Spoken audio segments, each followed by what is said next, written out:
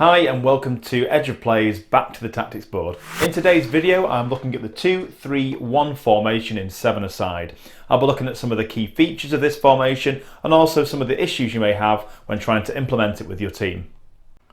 Want to look here then at the 2-3-1 formation. I've got the players set out in that now. I'll look at the features first of all. Let's start with the midfield. The fact you're putting 3 in there means you have great coverage of the middle third of the pitch. You've got the width, the balance, the support. This player can be on the ball, 4 can be supporting, 6 can even come into here as well. You've got that nice angle support. You've got a clear unit working together. As the ball goes across, 6 can go across, pressure the ball, 4 slides across into midfield, and 5 slides across as well. So you've got a very strong unit which has good width to it. Having the 3 there gives you that real width. You can get forward either side. Gives you great width to run at a team. If you have the right personnel for it, they can run at their players, they might have a bit of pace, they can beat a player and get balls into the box or into the middle. You've got a centre forward who's going to enjoy that service. And as well as having that width for attacking, can be great for pressing too. So if the possession is lost and it's on this side of the pitch, you can tell your right-sided player, get after that ball, make it very difficult for them to get the ball up our line. Your forward can work with that as well as a unit. Your midfielder can be in that passing lane there, setting a little trap, and your far winger can almost sit into midfield, so you're in a 2-2-2 in that moment. But the good thing is, if the ball is switched across, if they manage to do that to the other side, straight away this player has the license to get straight out there, put pressure on the side. Your unit can move across, midfielder can get across as well, and your other winger does have to do a bit of work now to get into there. You might not do press followed by press because it's going to be a lot of hard work for your forward, but you've got the 2 wingers that can either be putting pressure on or pressing, or they can just be delaying or stopping the ball up the blind side for your team. Another real benefit in this lineup, you've got 2 at the back as opposed to 3, but you've got a natural passing option to go left or right.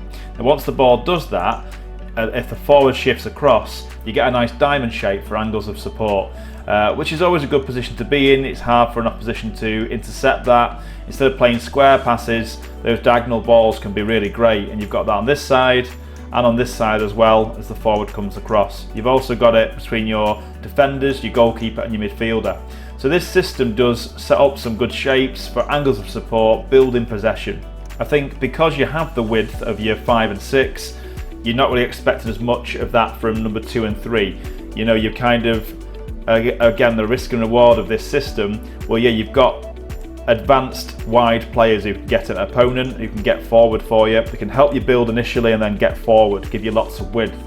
But if 2 or 3 clear out as well, you could end up with a defender becoming isolated. So yes, you've got 2 there and they might be left and right sided, but you'd expect them to work together and be the defensive cover for the team. Now, in terms of some of the issues you may face in this formation, well, first of all, your wide players, we're not saying they're out and out wingers, we're saying they're like a wide midfielder. And in that case, they will have to get up and down the pitch, maybe pressing in one moment, then tucking in the next.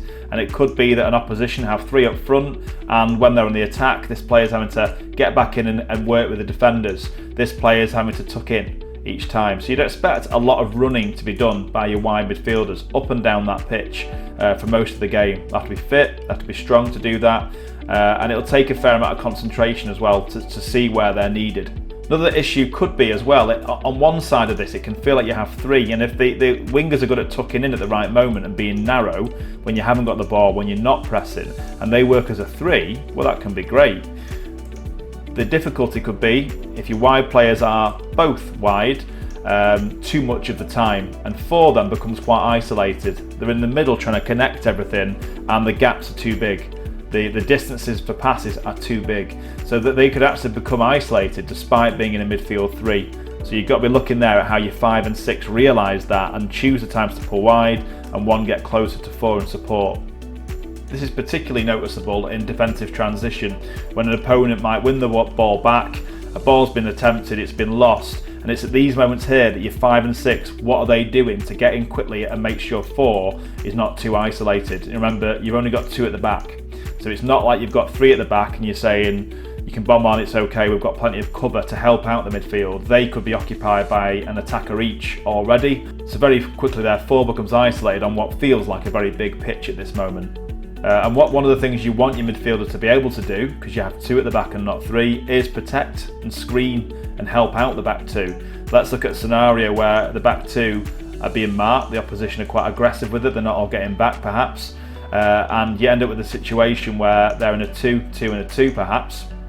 Your wingers have been bombed forward, but not got back yet, and so now you're outnumbered, and 4 can neither do a good screening job or try and cover both their midfielders quickly enough. You end up outnumbered, and these guys have got to get in fast, therefore, to stop that being an issue.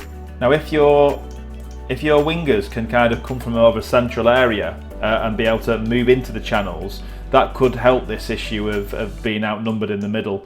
And it might be that your wingers have to very much show the awareness and coordination in their movements. So as 5's kind of shown us lots of width, 6 is just tucking in a little bit into this midfield. Already, if we lose possession of the ball and it's lost in these kind of areas, 4 can get across quick, knowing this player can tuck across. So this system can be done really well, and you can make sure players aren't isolated, but it will take a lot of work from your wide players. And so whilst you can have these 3 and you have wingers trying to bomb on either side, because they are moving on, this might make 4's job a bit more disciplined, that they can't, just leave the midfield empty and leave this massive space in front of the back 2. So because of that, another issue could be, if it's not played right, your centre forward could end up isolated as well. They have no one when the ball's played into them to lay the ball off to link up with and connect with. So 7 might need to be good at holding that ball up, strong at shielding. It might just be that they're not that kind of player, but they're able to make the right runs into these narrow channels from the central area into here or into here. Maybe that's what they're doing to occupy opponents, but you've got to look at it from the point of view of, if everyone's pulling wide, all of a sudden in the central area, both players could be isolated. I'd say all in all, the success of this formation will be with your 2 wide midfielders. How good they're able to do a range of jobs in the system, to give width in the attacking sense, to give defensive cover without the ball, and also to be compact at the right moments and to press at the right moments their side. And if those players are doing those things well, 5 and 6, this whole team will be stronger for it, and it'll connect all the kind of the dots really, and the gaps there could be for 2, 3, 4 and 7 as I've got them set out here.